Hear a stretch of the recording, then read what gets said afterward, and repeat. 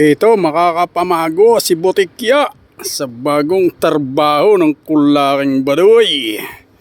Ayan po ang gate ni Bossing. Ay kailangang susiyan para tayo'y makapasok. Ito ating sususiyan na. Ayun, nagbukas na. Tayo po ay papasok na. Nakapamago si Butikya. Nung araw po ay si Cube 29. Ngayon naman po ay si Butikya.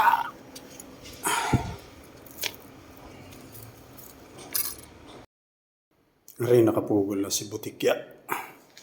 Nakapugol na sa kapwa bisikletang lunga. Pagpakaano-ano ay safety ari.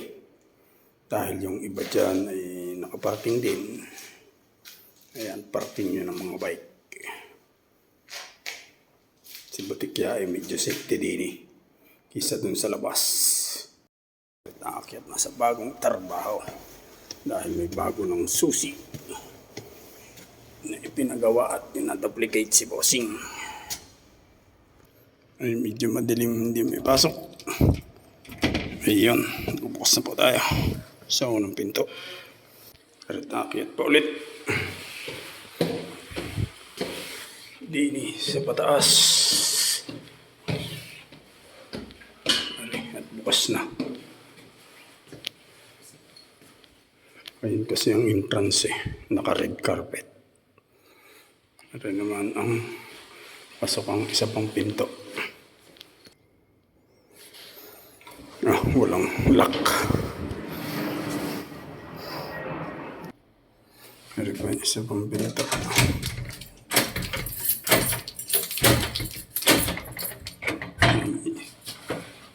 Ayan.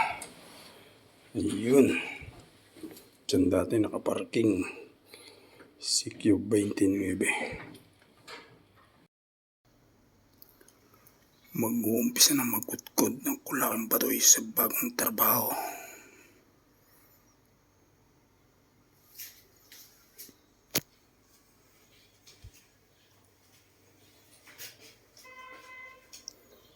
Ito po ito, umpisa na magkutkod ng Kulaking Baduy.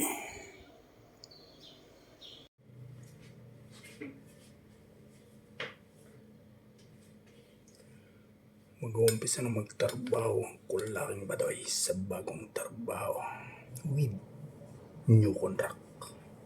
Magtutugas na.